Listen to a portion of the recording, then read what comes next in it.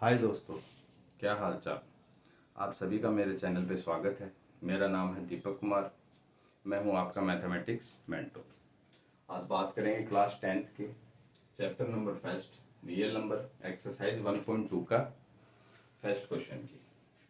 First question क्या है? Proof that root 5 is irrational number. अपने को क्या बताना है कि रूट 5 क्या है इन रैशनल।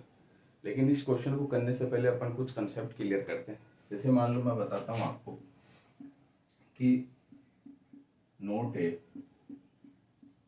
परफेक्ट स्क्वायर, यानी किसी भी स्क्वायर रूट के अंदर यदि कोई नंबर आता है और वो परफेक्ट स्क्वायर नहीं होता तो वो आपका क्या होगा?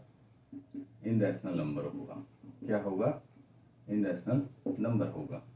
और यदि परफेक्ट स्क्वायर है, जैसे मान लो 4, तो 4 आपका परफेक्ट स्क्वायर है, तो ये क्या होगा? Rational number.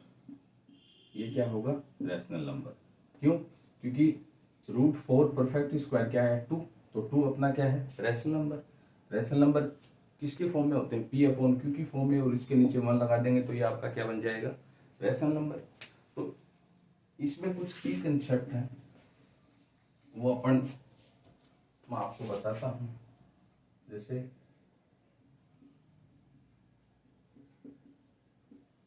थ्री, यानी टोटल 3 की कंसेप्ट है, तो उन कंसेप्ट को समझने की कोशिश करेंगे। जैसे मान लो फर्स्ट की कंसेप्ट क्या है? जैसे कोई भी रैशनल नंबर है उसको अपन किसकी फॉर्म में लिखते हैं? पी अपॉन क्यू की फॉर्म में लिखते हैं, जिसमें क्यू अपना क्या होता है?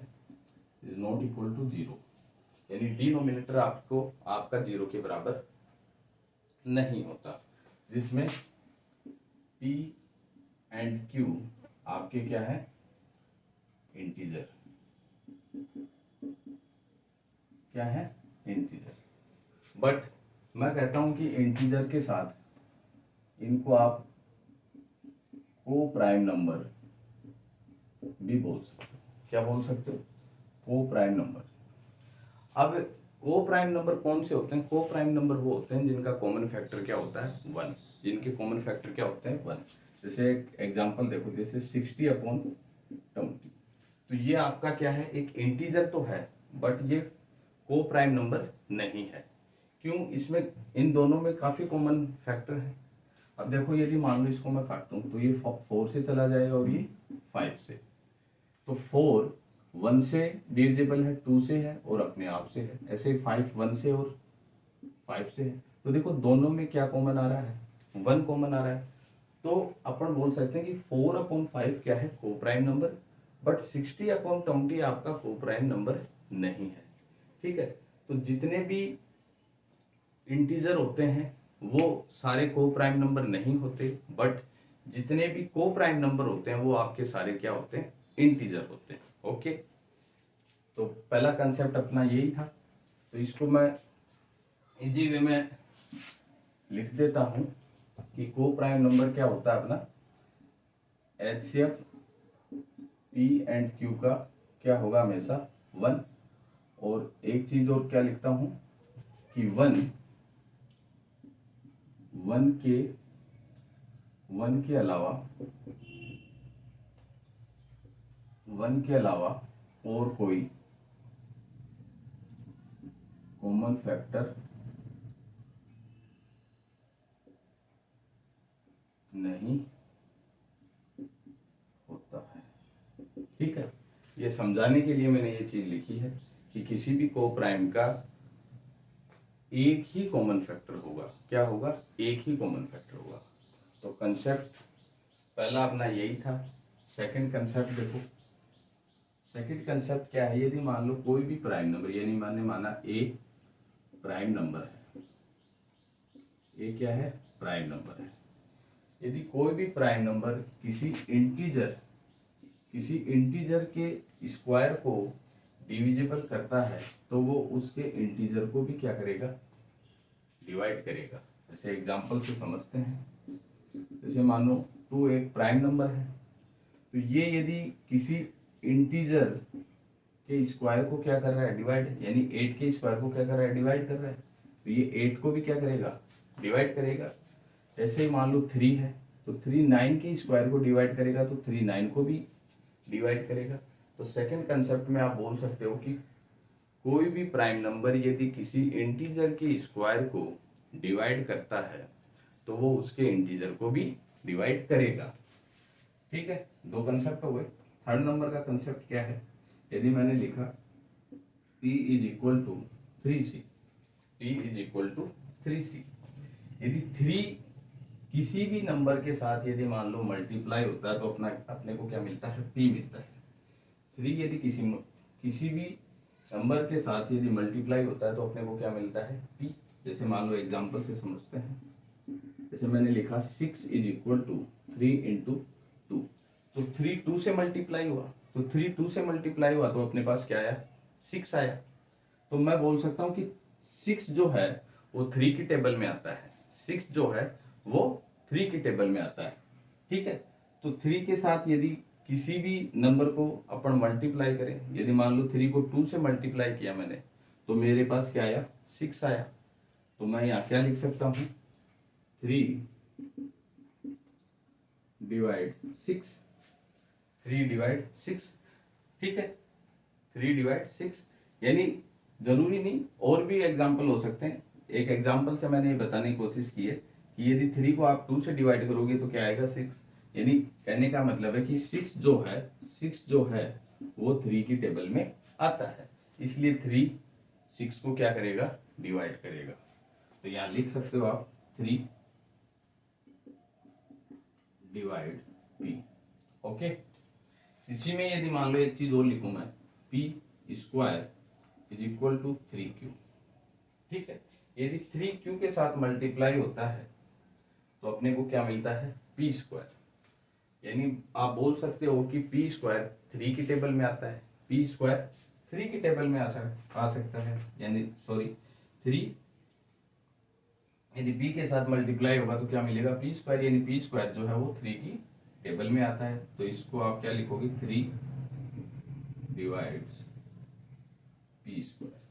ठीक है, तो यही जो 3 कंसेप्ट थे जो मेरे को आपको समझाने थे। तो मेरे समझाने का मतलब ये था कि चाहते तो डायरेक्ट भी अपन इस क्वेश्चन को कर सकते थे, बट इस क्वेश्चन को करने से पहले ये कंसेप्ट क्लियर करने जरूरी थे कि हर बच्चे को सारी चीज़ें अच्छे से समझ में आए। तो आप इसको देख सकते हो, एक एक पॉइंट मैंने समझाया है। ठीक है, अभी अपन इसको क्वेश्चन को करने की कोशिश करेंगे, क्योंकि इस क्वेश्चन को अपन करेंगे तो इन जो कंसेप्ट है इनकी अपने को काफ़ी हेल्प मिलेगी। ठीक है बच्चों, देखो क्वेश्चन का सॉल्यूशन करते हैं आप। Solution, proof that root 5 is rational irrational, यानी रूट 5 जो है वो अपना क्या है? इन रैशनल है, इसको अपने को प्रूफ करना है। तो मैंने क्या माना? Let root 5 be rational, therefore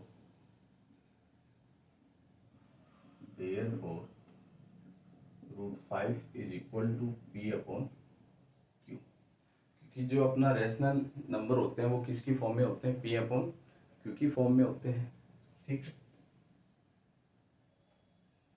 where p and q are को प्राइम,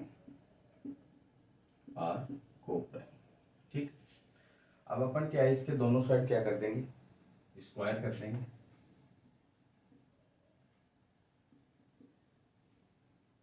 स्क्वायरिंग बोथ साइड, तो रूट 5 का स्क्वायर, p अपॉन q का होल स्क्वायर। तो देखो इसको खोले, रूट 5 का यदि स्क्वायर करेंगे तो अपने पास क्या आएगा? 5 is equal to p square upon q square. q square अपना इधर चला जाएगा, तो 5 q square is equal to p square. ठीक है, तो देखो अपने पास अपन ने कंसेप्ट में पढ़ा था कि वही कंडीशन अपने पास बन के आ गई कि 5 मल्टीप्लाई में आ रहा है, 5 किसी के साथ किस क्या आ रहा है? मल्टीप्लाई में, तो अपने को क्या मिल रहा है? p स्क्वायर, यानी 5 इंटीजर जो q स्क्वायर है जिसको अपन ने क्या मान रखा है? को प्राइम नंबर। p और q को क्या माना है अपन ने? को प्राइम माना है ना। तो ये इसके साथ मल्टीप्लाई में है तो अपने को क्या मिला पी स्क्वायर। तो मैं इसको लिख सकता हूँ 5 डिवाइड पी स्क्वायर। और यदि कोई भी प्राइम नंबर किसी इंटीजर के स्क्वायर को डिवाइड करता है तो वो उसके इंटीजर को भी डिवाइड करेगा। तो 5 डिवाइड पी आल्सो। ओके, अब अपने को क्या है कि 5 यानी किसी न किसी से तो क्या है मल्टीप्लाई हुआ है तो अपने को क्या मिला पी। तो दिस इंप्लाइज, ये दिस इंप्लाइज का साइन है। दिस इंप्लाइज 5 को यदि मैं सी से मल्टीप्लाई करता हूं तो मेरे पास क्या आया पी आया। क्या आया पी, यानी इसको किसी न किसी से मल्टीप्लाई करोगे तो अपने पास क्या आएगी वैल्यू आएगी। मैंने कंसेप्ट में बताई थी ये चीजें। तो देखो यदि p का ये जो वैल्यू है इसको अपन यहाँ पे पुट करें तो 5 Q square is equal to 5 C square. तो 5 Q square is equal to 25 C square, ये नीचे आ जाएगा क्रॉस मल्टीप्लिकेशन में 25 अपॉन 5 सी स्क्वायर।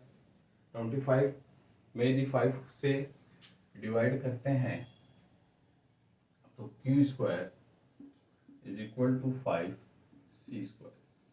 अब देखो सेम वही कंडीशन वापस आ गई, यानी 5 अब इस सी स्क्वायर के साथ मल्टीप्लिकेशन में आया तो अपने को क्या मिला क्यू स्क्वायर। तो आप क्या लिख सकते हो 5 डिवाइड क्यू स्क्वायर। और यदि कोई प्राइम नंबर किसी भी इंटीजर के स्क्वायर से यदि डिवाइड होता है तो वो उसके इंटीजर से भी डिवाइड होगा। तो 5 डिवाइड क्यू। ठीक है, तो देखो अपने पास दो कंडीशन बन के है। इसको मैंने मान लिया इक्वेशन फर्स्ट और इसको मैंने मान लिया इक्वेशन सेकंड। ठीक है, ये वाली जो है इसको क्या माना इक्वेशन फर्स्ट मान लिया मैंने और इसी को क्या मान लिया इक्वेशन सेकंड। तो देखो आप देख सकते हो कि P और Q तो अपने क्या थे को प्राइम नंबर थे। ठीक है, और को प्राइम नंबर कौन से होते हैं जिनका कॉमन फैक्टर 1 होता है। लेकिन यहाँ तो P 5 से भी डिवाइड हो रहा है और Q 5 से भी डिवाइड हो रहा है। ठीक है, तो जो चीज अपन ने मानी वो तो अपनी सही हो ही नहीं रही। तो देखो आप क्या लिखेंगे from equation 1 and 2 to 5 is a common factor of P and Q। यानी 5 जो है वो अपना P और Q का क्या है कॉमन फैक्टर है। P और Q का क्या है कॉमन फैक्टर। तो आप लिख सकते हो this is a contradiction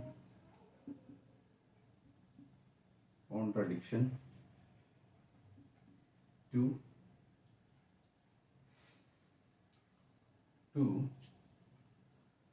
the fact that P and Q are co-prime। P and Q are co-prime। ठीक है,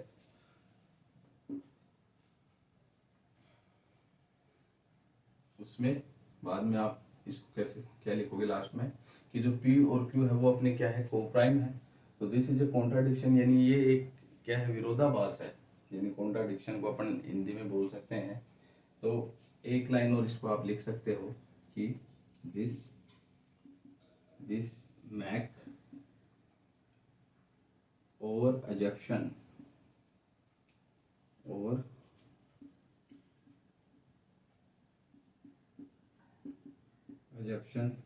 was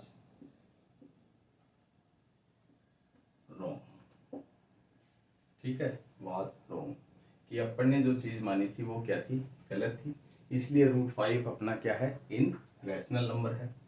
तो देयरफॉर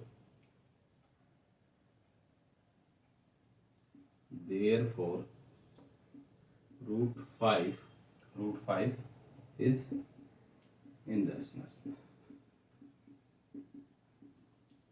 रूट 5 क्या है, इन रैशनल है। ठीक है, ये अपना कंप्लीट सॉल्यूशन हुआ। तो अपन ने क्या प्रूफ किया कि रूट 5 को अपन ने क्या माना था, रैशनल माना था, बट रैशनल नंबर में जो पी अपॉन क्यू थे वो अपने अपन ने क्या किए, क्या थे, को प्राइम नंबर, और को प्राइम नंबर के ओनली वन ही फैक्टर होता है। लेकिन यहाँ पे तो देखो पी 5 से भी डिवाइड हो रहा है और क्यू भी 5 से डिवाइड हो रहा है, तो ये कंडीशन अपनी क्या हुई, गलत हुई। तो this make our assumption was wrong, therefore root 5 is irrational number. ठीक है, आप रीड आउट कर सकते हो।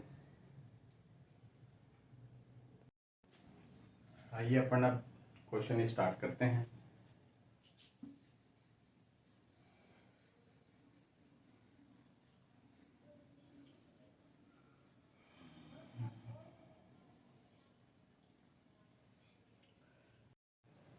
आइए नेक्स्ट क्वेश्चन की बात करते हैं। क्वेश्चन नंबर 2 है, proof that 3+2 √5 is irrational number. यानी अपने को प्रूफ करना है कि ये क्या है, इन रैशनल। अब देखो सॉल्यूशन इसका करेंगे तो देखो 3 अपना क्या है, रैशनल है, 2 भी क्या है, रैशनल है, बट रूट 5 क्या है, इन रैशनल। तो किसी भी इंटीजर को यदि आप इंटीजर में प्लस करते हो तो इंटीजर आएगा, सब्ट्रैक्ट करते हो इंटीजर टू इंटीजर तो भी इंटीजर आएगा, इंटीजर को मल्टीप्लाई करोगे इंटीजर से तो भी इंटीजर आएगा, और इंटीजर को डिवाइड करते हो इंटीजर से तो भी इंटीजर आएगा, लेकिन रैशनल की फॉर्म में आएंगे, उसमें भी रैशनल की फॉर्म में। तो देखो आइए चलो देखते हैं इसमें। तो अपन क्या करते हैं, लेट 3+2 √5 बी रैशनल। इसको मैंने क्या मान लिया, रैशनल नंबर मान लिया। रैशनल नंबर कौन से, जो पी अपॉन क्यू की फॉर्म में आते हैं। तो therefore 3+2 √5 is equal to P upon Q, P upon Q, और पी अपॉन क्यू अपने यहाँ पे क्या है, integer, where P and Q are integer. ठीक है, अब देखो इसमें जो √5 है वो अपना एक इन रैशनल है, तो इसको अलग करेंगे। तो 2 √5 इज इक्वल टू 3 को इस साइड भेज दो, P upon Q -3, 2 √5 is equal to LCM आ गया, क्यू आ गया, क्यू का क्यू में करेंगे तो 1 को 1 टाइम 1 को पी से करेंगे तो पी, इसके नीचे 1 मान लेता हूँ, 1 को क्यू से करेंगे तो क्यू, और क्यू को 3 से करेंगे तो 3Q। ठीक है, अब देखो 2 √5 के साथ है तो 2 अपना नीचे आ जाएगा, P-3/3Q/2Q। तो देखो यहाँ पे दो अलग अलग कंडीशन बनी है अपने पास। जो √5 है वो तो अपना क्या है, इनरेशनल, और जो P है, P अपना क्या है, इंटीजर, -3 भी इंटीजर है और Q भी इंटीजर है। तो इंटीजर को इंटीजर से मल्टीप्लाई करेंगे तो इंटीजर आएगा, और इंटीजर को इंटीजर में सब्ट्रैक्ट करेंगे तो क्या आएगा, इंटीजर, अपॉन इंटीजर को इंटीजर में मल्टीप्लाई करेंगे तो भी क्या आएगा, इंटीजर। यानी ये क्या है, एक रैशनल नंबर। ठीक है, तो इस साइड वाला राइट हैंड साइड में जो आया वो अपना क्या है, रैशनल, और लेफ्ट हैंड साइड में जो आया वो क्या है, इन रैशनल। तो जो चीज अपन ने मानी थी कि भाई 3+2 √5 एक रैशनल है, तो वो अपना क्या हुआ, गलत। तो मैं बोल सकता हूँ कि P -3Q/2Q are rational, but √5 is irrational, irrational. ठीक है, तो आप लिख सकते हो कि rational rational not equal to irrational, यानी ये कभी भी बराबर नहीं हो सकते। तो लास्ट में क्या लिखेंगे, this is not possible, not possible, this make our assumption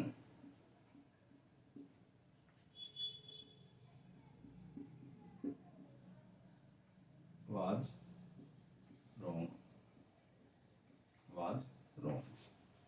तो hence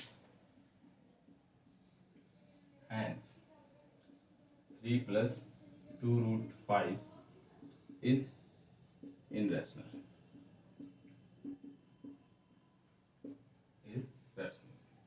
तो देखो अपन ने क्या किया था कि सबसे पहले इसको क्या माना था, रैशनल माना था।